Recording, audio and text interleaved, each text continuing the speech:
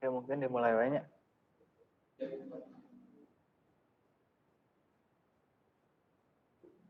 Bismillahirrahmanirrahim. Assalamualaikum warahmatullahi wabarakatuh.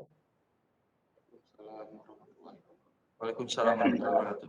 Ya, jumpa lagi ya sama kita itu nggak bosan-bosannya malam-malam mulai video conference lagi. Untuk malam ini kita akan mengadakan video conference seputar pembahasan random access memory atau sering didengar itu RAM. Mungkin untuk pembukaan saya akan membacakan peraturan saat video conference berlangsung. Yang seperti biasanya, yang wajib itu saat presenter menyampaikan materinya, diharapkan semua partisipan atau semua Bapak, Ibu, dan Ananda mute mikrofonnya masing-masing. Dan untuk sesi tanya-jawab akan dilakukan setelah penyampaian materi selesai. Dan yang terakhir, yang penting itu absen presensi akan dibagikan setelah penyampaian materi. Oke, untuk langkah selanjutnya saya serahkan kepada Bapak Moderator, Bapak Deki. Mangga, Pak. Terima kasih Bapak host untuk sudah mempersilahkan saya waktunya. Oke, Assalamualaikum warahmatullahi wabarakatuh. Selamat malam buat Bapak, Ibu, dan Ananda yang sudah hadir di Vicon malam hari ini. Oke, untuk perkenalan diri sedikit. Saya Deki Muhammad, saya selaku moderator untuk malam hari ini. Dan pemateri yang sekarang atau presenter sekarang itu Bapak Deta. Nah, untuk malam hari ini pembahasan mengenai RAM. RAM ini adalah salah satu item atau hardware yang ada di laptop ataupun PC ya. RAM ini adalah singkatan dari Random Access Memory. Kalau yang belum mengetahui. Oke, sedikit materi atau sedikit pengertian dari RAM adalah tempat penyimpanan data sementara yang isinya dapat diakses secara acak. Ataupun ada juga dari pemahaman orang lain lagi, untuk RAM itu sendiri adalah tempat penyimpanan sementara pada komputer yang isinya dapat diakses dalam waktu yang tepat. Untuk sedikit pengertian dari materi malam hari ini, yang akan lebih jelasnya lagi untuk mengenai pembahasan tentang RAM akan dipaparkan oleh Bapak Deta Rizal. Baik, Bapak Deta Rizal, saya persilahkan untuk waktunya. Gimana, sudah siap Bapak Rizal? Bapak Deta, sudah siap Bapak Deta? Siap, makasih Pak. Oke. Ya, saya persilahkan untuk Bapak Deta memaparkan pembahasan mengenai RAM ini sendiri. Ya, silakan Bapak. Ya, terima kasih untuk Pak Moderator kita, Bapak Deki. Terutama tidak lupa lagi untuk Bapak host kita, Bapak Aca ya. Untuk itu, malam hari ini kembali lagi dengan saya, Deta Rizal Aryaman, akan memaparkan materi tentang apa itu RAM, apa yang dimaksud dengan RAM, apa saja fungsi RAM, bagaimana bentuk RAM, dan bagaimana perkembangan RAM hingga saat ini. Nah, untuk itu, untuk partisipan ataupun yang sudah menyaksikan video conference malam ini, kita langsung saja ke materi sekarang, yaitu RAM.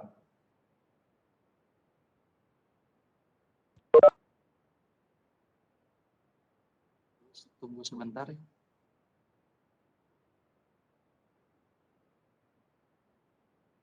Apakah sudah terlihat? Belum ya? Bentar. Oke. Sudah ada? Oke, terima kasih. Nah, untuk RAM, di sini saya akan mempresentasikan sedikit apa itu RAM. Nah, dari segi bentuknya ataupun dari fungsi hingga perkembangannya. Nah, untuk itu apa sih yang disebut RAM? Untuk RAM atau Random Access Memory ialah tempat penyimpanan data sementara yang isinya dapat diakses secara acak. Itu tadi sudah disampaikan oleh moderator kita sedikit ya untuk penjelasan dari RAM tersebut. Gitu. Jadi untuk RAM sendiri diakses secara acak dalam lingkungan komputer. RAM merupakan perangkat keras guna menyimpan data sementara saat komputer dijalankan atau dinyalakan.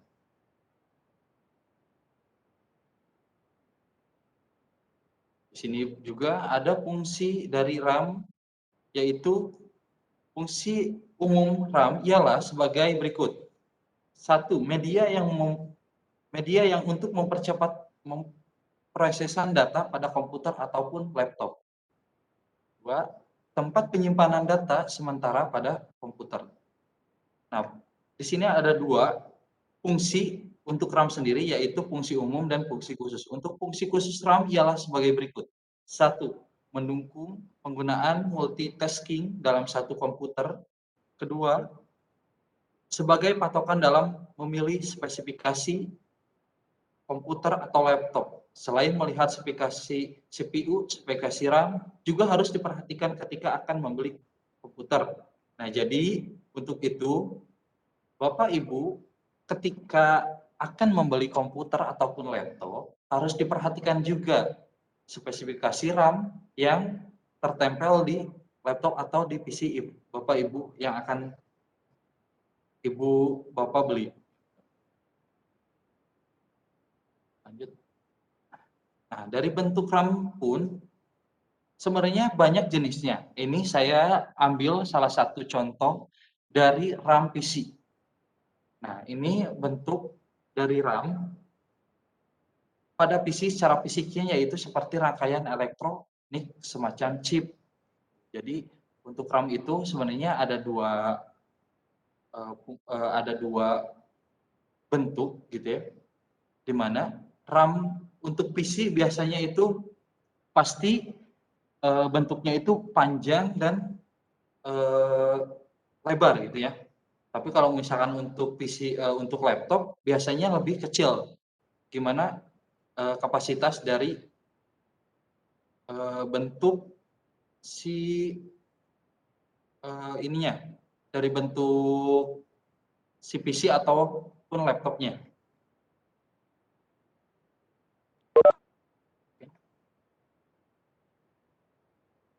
Lanjut. Di sini kita ke sejarah dan perkembangan RAM. Untuk sejarahnya, sebentar.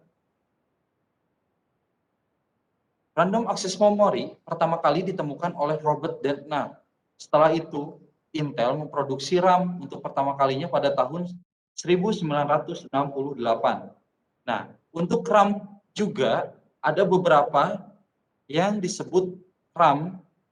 Yang pertama yaitu dari perkembangannya, ya. Ini adalah perkembangan RAM. Yang pertama yaitu DRAM, Dynamic Random Access Memory. Nah, diciptakan oleh perusahaan IBM pada tahun 1970, memiliki kecepatan antara 4,77 MHz. sampai dengan 40 MHz. FPM DRAM, Fast Peg Mode RAM, DRAM.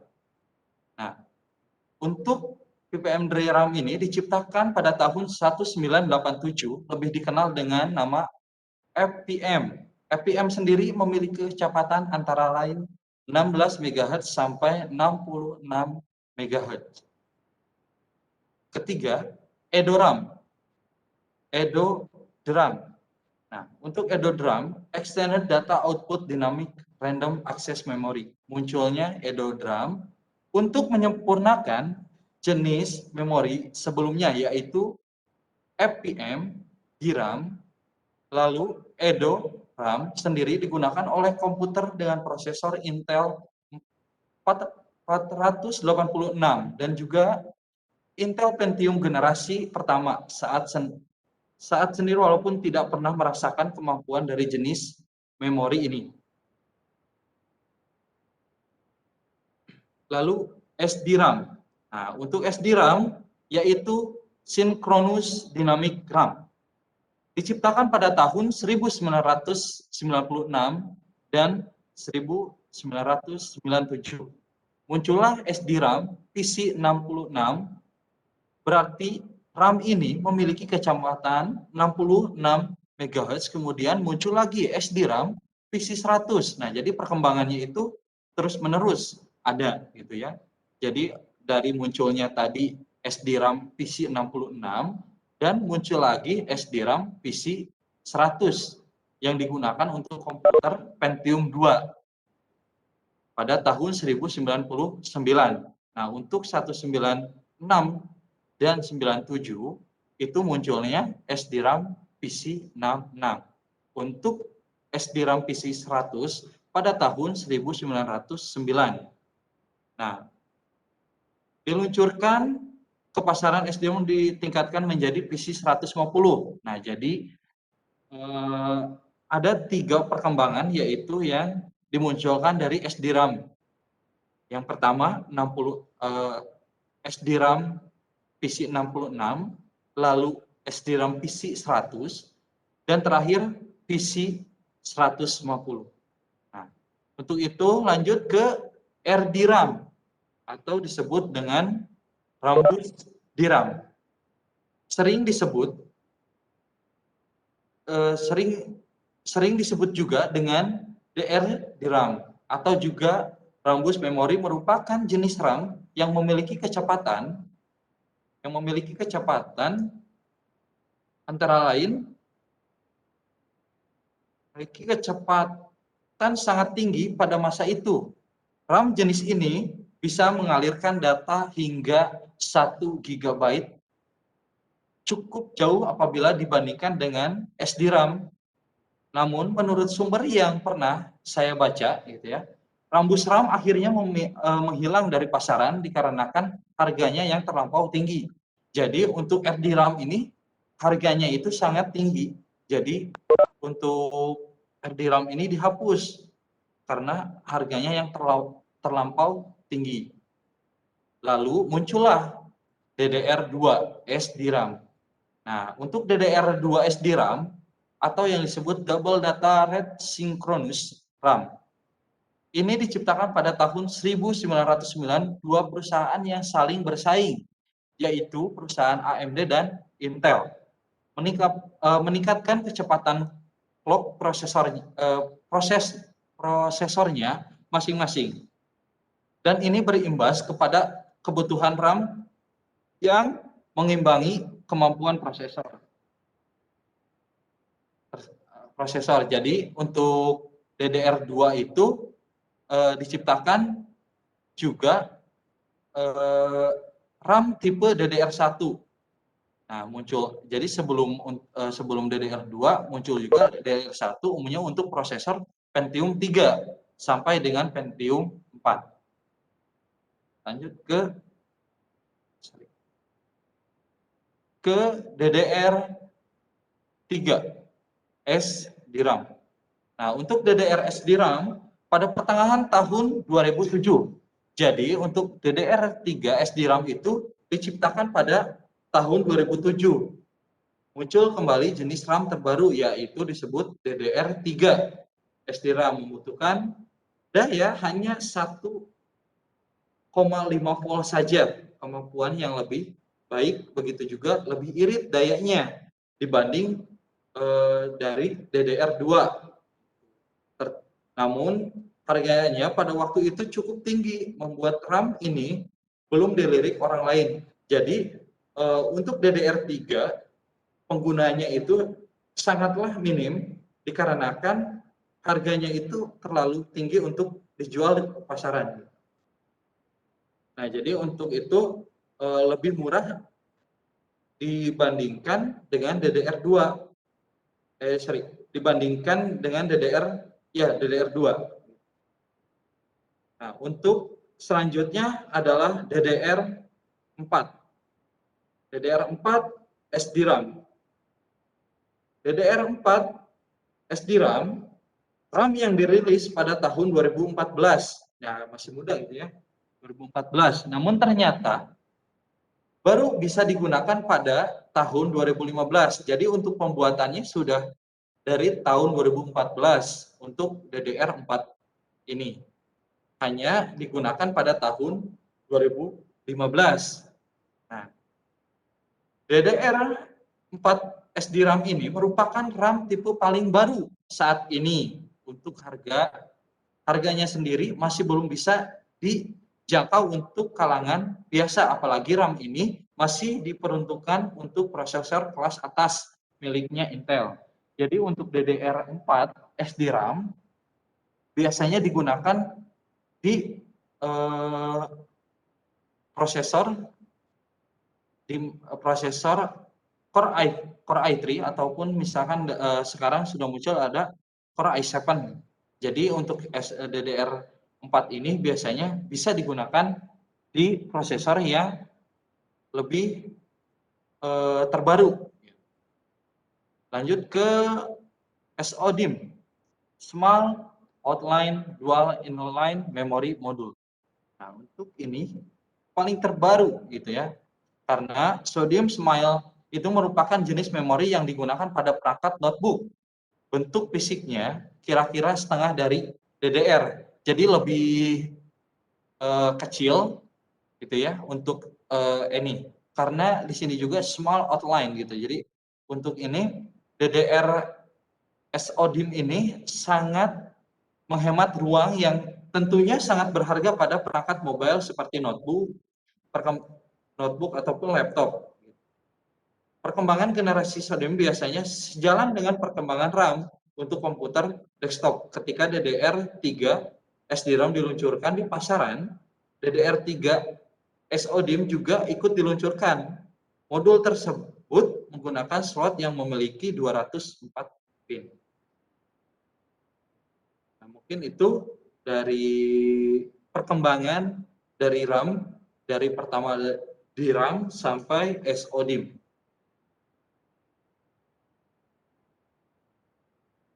Untuk cara kerjanya, untuk cara kerja RAM itu pada saat kita menyalakan komputer, device yang pertama kali bekerja adalah prosesor. Nah, jadi untuk pertama kali kita menyalakan PC ataupun laptop, ya, yang pertama kali berfungsi itu adalah prosesor, gitu, sebagai pengolah data dan meminta data dari strong yaitu hard disk. Tapi prakteknya hal ini sulit dilakukan karena perbedaan teknologi antara prosesor dan hard disk. Nah, nanti di pertemuan ketiga malam ini nanti akan ada penjelasan dari hard disk. Yang pertama tadi mungkin dari Bapak presenter kita ya, Pak Aca yang sekarang jadi host di acara malam ini, itu sudah dikemukakan prosesor. Dan sekarang saya sebagai ini RAM gitu. Jadi menjelaskan apa itu RAM dan nanti di pertemuan ketiga akan menjelaskan tentang hard disk. Nah, sedangkan hard disk sebagian besar teknologinya merupakan mekanis yang tentu cukup lambat dibandingkan digital bandwidth atau transfer HDD serial atau serial ATA berkisar 150 MB. Untuk mengatasi keadaan itu diperlukan device memori utama, primary memory atau disebut RAM. Dengan RAM, maka prosesor tidak perlu menunggu kiriman data dari HDD. Jadi fungsi dari RAM tersebut gitu untuk menyampaikan proses kepada si prosesor gitu. Jadi untuk pertama kali dinyalakan yaitu prosesor, lalu ke strong yaitu hard disk yang nanti dari hard disk mempercepat itu ke RAM. Dari RAM diputar kembali ke prosesor itu sendiri. Nah, jadi untuk cara kerja RAM adalah sebagai berikut. Nah, di sini juga saya akan menjelaskan tips memilih RAM gitu ya. Yang satu yaitu perhatikan interface dari soket RAM. Nah, apakah menggunakan soket RAM DDR2, apakah menggunakan DDR3 atau DDR4. Jadi sebelum kita memilih harus kita tahu dulu gitu apa yang kita akan gunakan RAM-nya, entah itu DDR2 ataupun 3 gitu, karena dari soketnya pun berbeda. Lalu perhatikan seri dari RAM. Nah, untuk seri dari RAM, misal RAM yang terpasang seri yang digunakan ialah RAM PC 1600, maka harus memberi RAM yang satunya dengan seri yang sama yaitu PC 1600. Jadi untuk pemilihan RAM juga harus diperhatikan seri dari RAM-nya. Jadi jangan asal ya, untuk pemilihan RAM itu ada kategori serinya. Yang ketiga, perhatikan kecepatan frekuensi dari RAM. Nah, untuk frekuensi dari RAM, perhatikan dulu minimal dari maksimal kemampuan motherboard dan prosesornya. Menerima kecepatan frekuensi memori untuk DDR3 maksimum speed 1066 sampai 1600 MHz mode standar dan 1866 sampai 3000 MHz mode overclock. Jadi di sini kecepatan frekuensi dari RAM-nya. Sebelum kita membeli RAM, kita juga harus tahu gitu, apa sih spesifikasi dari laptop atau PC kita sendiri gitu.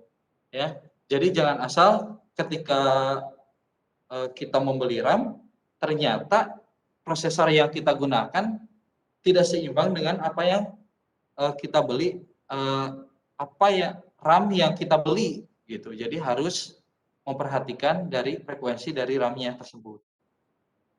Lalu perhatikan kapasitas dari RAM-nya. Nah, perhatikan kapasitas dari RAM-nya, kapasitasnya juga diusahakan sama agar kinerjanya juga stabil. Gitu. Jadi kalau misalkan kapasitas RAM itu yang kita beli misalkan 43, ya minimal kita juga harus membelinya itu 43 gitu. Tapi bisa untuk mengupdate-nya jika misalkan slotnya itu ada 2 untuk RAM-nya. Lalu perhatikan merek dari RAM. Nah, biasanya kita kadang membeli tidak memperhatikan merek dari si RAM tersebut karena untuk RAM itu banyak juga mereknya gitu ya. Nah, untuk itu kita harus memperhatikan merek dari RAM tersebut. Gitu, menggunakan RAM dari prosedur yang berkualitas. Anda juga harus menggunakan RAM yang memiliki merek yang sama agar memori berjalan lebih stabil.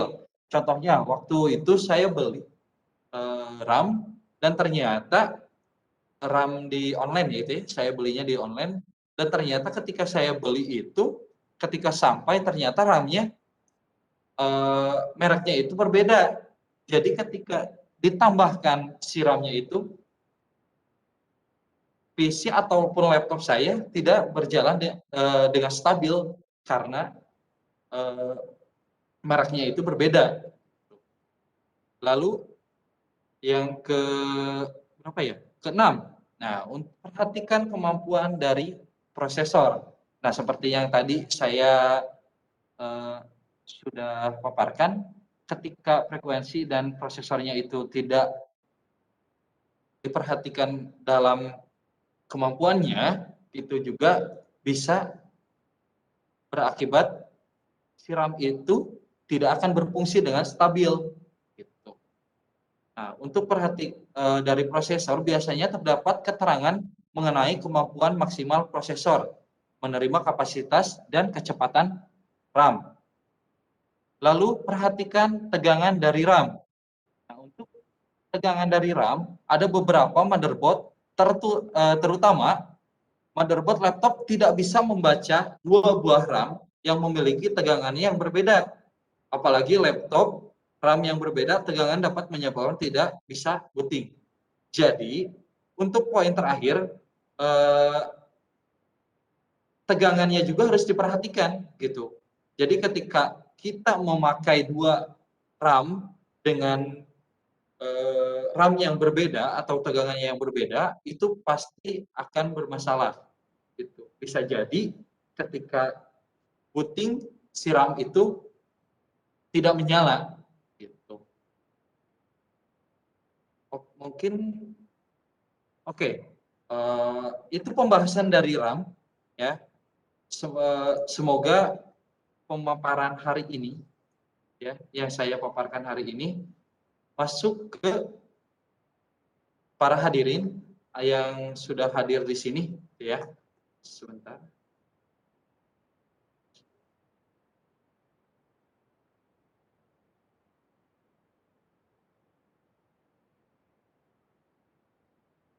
Nah, jadi gitu untuk pemaparannya. Pemaparan tentang RAM atau Random Access Memory. Ya mungkin seperti itu, Pak Moderator, pemaparan yang saya sudah jelaskan. Saya kembalikan lagi ke moderator kita, Pak Deki Muhammad Yasin. Dipersilakan.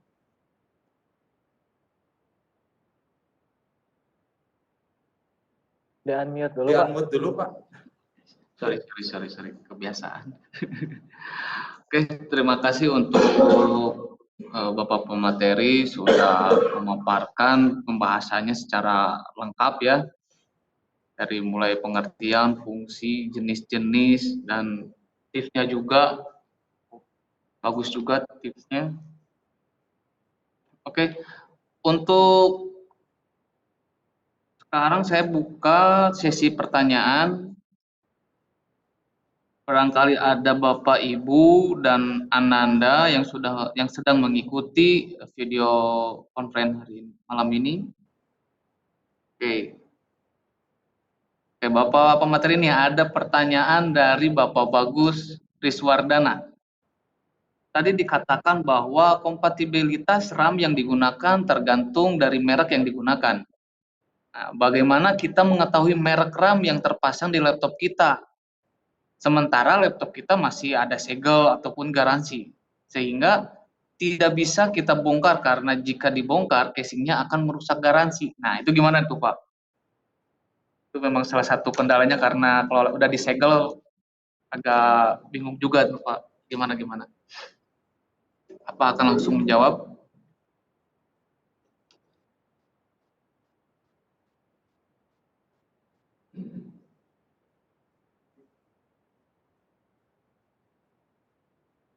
Dikatakan bahwa kompatibilitas RAM yang digunakan tergantung dari merek yang digunakan. Bagaimana kita mengetahui merek RAM yang terpasang di laptop kita, sementara laptop kita masih ada segel garansi sehingga tidak bisa kita bongkar karena jika dibongkar casingnya akan merusak garansinya.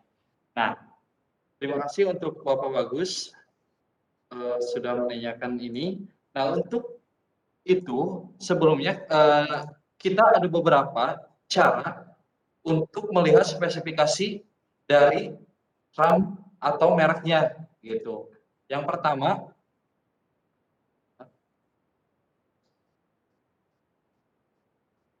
jadi kita bisa lihat dari performa laptop itu.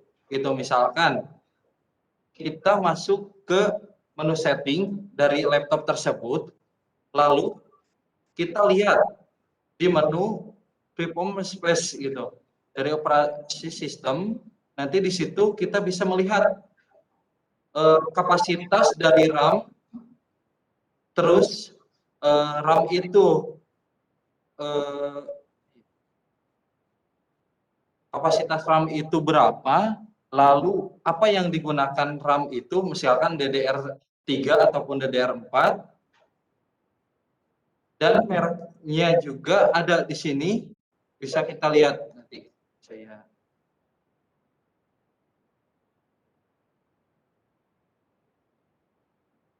Dan bisa menggunakan software pihak ketiga yaitu CPU-Z. Itu bisa melihat RAM dan kapasitas yang kita gunakan. Mungkin seperti itu Pak Riki. Oke, siap. Oke, barangkali ada yang mau ditanyakan kembali.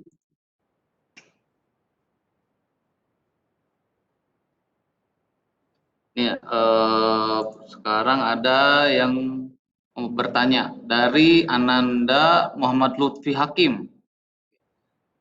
Assalamualaikum warahmatullahi wabarakatuh. Waalaikumsalam. Mau nanya Pak, silakan. Apakah proses yang dikhususkan untuk server yaitu Intel Xeon bisa menggunakan RAM yang non SCC?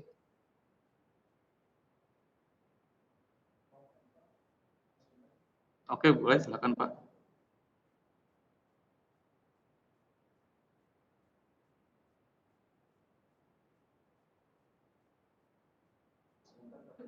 Boleh, silakan, silakan.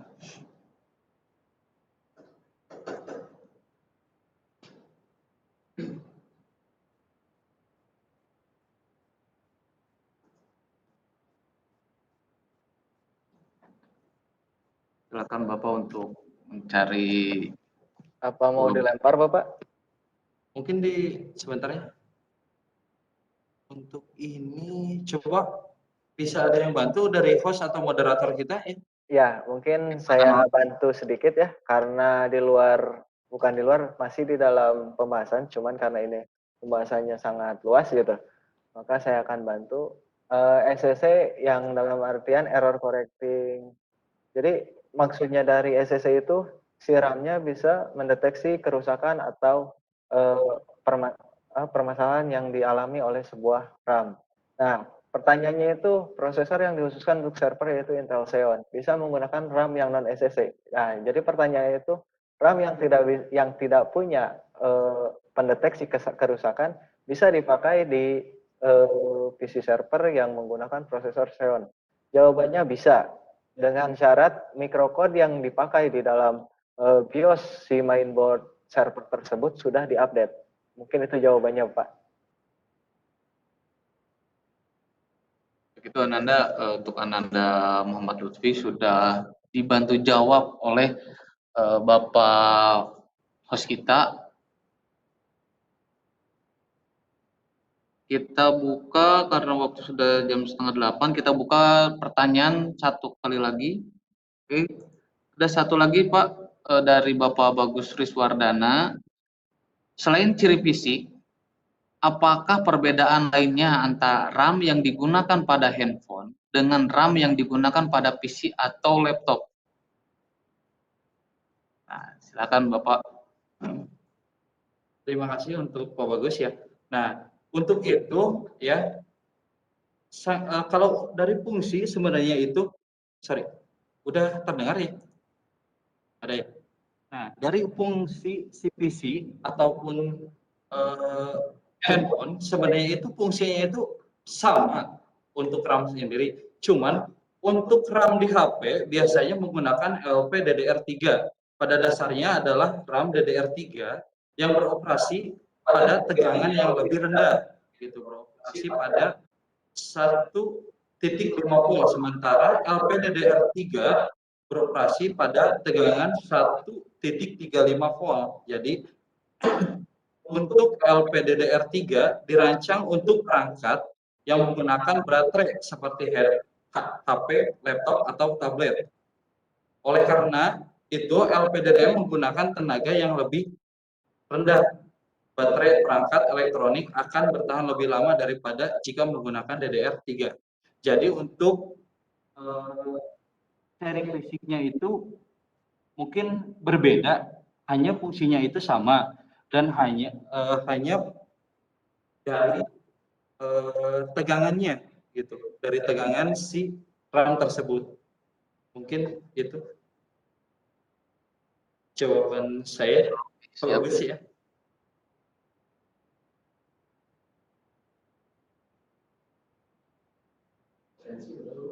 Oke, untuk host, untuk presensinya harap di-share di kolom chat.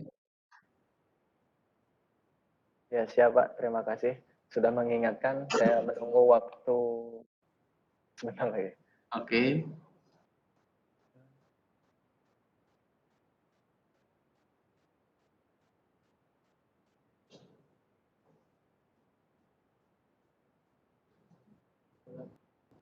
Oke. Mungkin sambil nunggu link presensi, boleh satu pertanyaan lagi? Masih cukup? Gitu, boleh Ya, dibuka, boleh. Oke. Ini sebenarnya ada yang langsung mengirim pertanyaan langsung ke saya, langsung private ke saya. Nah, jika sering dilihat dari beberapa review handphone atau HP, ada aplikasi pengujian performa perangkat, misalnya yang populer digunakan adalah Antutu. Nah, kalau di PC bagaimana kita cek performa perangkat itu tersebut?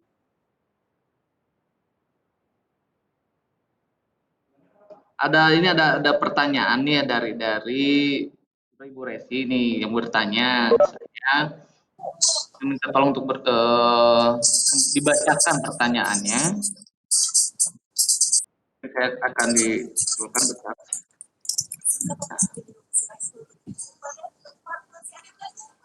Jika sering dilihat dari beberapa review HP atau handphone, ada aplikasi pengujian performa perangkat, misalnya yang populer digunakan adalah Antutu. Kalau di PC, bagaimana kita cek performa perangkat itu, Pak?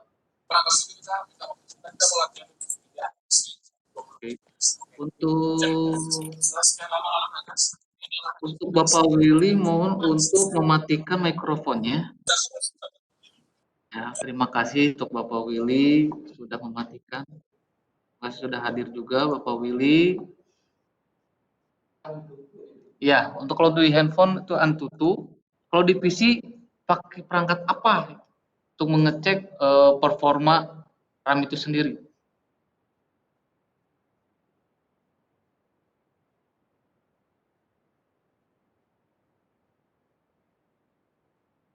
Tuh ya.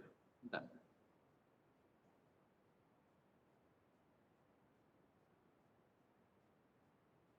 Baik, sambil menunggu presenter menjawab, saya akan menyapa dulu nih.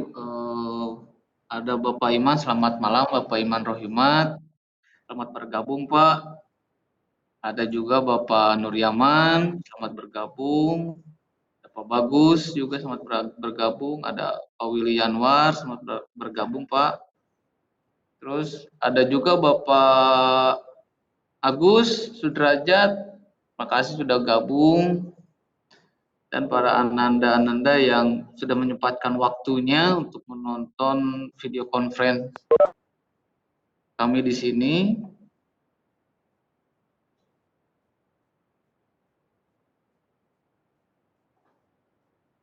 Mungkin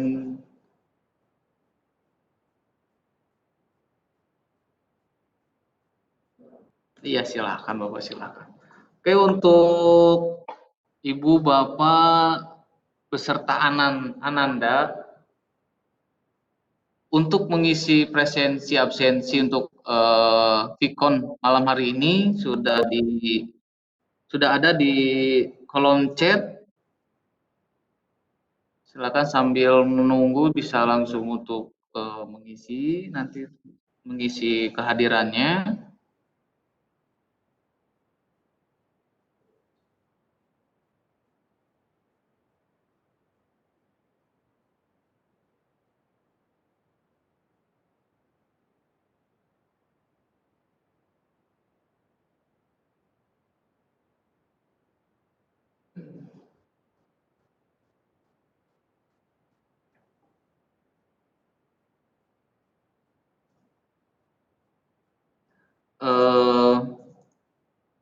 Mungkin ini karena waktu juga ya sudah menunjukkan jam 7:41. Untuk Ya, pertanyaan untuk pertanyaan yang tadi belum dijawab mungkin nanti bisa dijawab langsung saja ya nanti di luar Vicon ini. Ya, oke? ya, untuk Pak Deki. Oke, Nah, siap. ini ya, jika sering dilihat dari beberapa review HP, ada aplikasi penguji performa, misalkan yang populer digunakan adalah Antutu dengan skor performanya. Nah, kalau untuk di PC bisa menggunakan ini, bisa menggunakan aplikasi pihak ketiga seperti CPUJ gitu. Jadi atau terkadang beberapa motherboard yang menyediakan, adapun beberapa motherboard yang menyediakan fasilitas tersebut. Jadi untuk itu mungkin untuk di HP bisa menggunakan Antutu dan untuk di komputer bisa menggunakan pihak ketiga seperti CPU Jet. Terima kasih. Terima kasih Bapak untuk jawabannya. Baik, untuk sesi pertanyaan, maaf saya tutup untuk sesi pertanyaan. Kita balik lagi langsung ke kesimpulan. Oke, untuk Bapak Deta, silakan untuk menyimpulkan hasil dari pembahasan malam hari ini. Ya, terima kasih untuk Pak moderator kita, Pak Deki. Jadi untuk kesimpulannya pada materi hari ini, RAM atau disebut random access memory ialah penyimpanan sementara pada suatu PC ataupun HP yang kita gunakan mungkin ya untuk apalagi sekarang sedang ini gitu ya, sedang daring juga. Nah, jadi harus diperhatikan RAM-nya ataupun untuk memilih suatu RAM itu. Jadi tipsnya nanti bisa saya share juga nanti ya. Paling itu untuk kesimpulannya, karena waktunya tinggal 2 menit lagi. Terima kasih. Assalamualaikum warahmatullahi wabarakatuh. Silakan kembali lagi ke moderator. Ya, terima kasih untuk Bapak pemateri atas pemaparan dan kesimpulannya malam hari ini. Untuk mempersingkat waktu, saya akan tutup pemaparannya hari ini, malam hari ini ditutup. Dan saya akan mengingatkan kembali untuk Bapak, Ibu, dan beserta Ananda untuk mengisi presensi absen. Jangan lupa ada di kolom chat. Oke, kita lanjut lagi pada host. Balik lagi ke host. Silakan untuk Bapak Aca selaku host untuk menutup video conference malam hari ini. Ya, terima kasih Bapak Moderator, Bapak Deki Muhammad Yasin. Ya, Alhamdulillah telah selesai pemaparan materi dari presenter kita Bapak Deta Rizal Aryaman dan semoga bermanfaat informasi dan ilmunya. Dan terima kasih juga untuk Ibu, Bapak, dan Ananda yang telah hadir menyempatkan waktunya di sela-sela waktu istirahatnya. Mungkin kami tidak akan berpanjang lebar. Jika ada salah-salah kata, mohon dimaafkan. Wassalamualaikum warahmatullahi wabarakatuh. Ya, yang dipersilakan untuk meninggalkan room meeting, yang belum mengisi presensi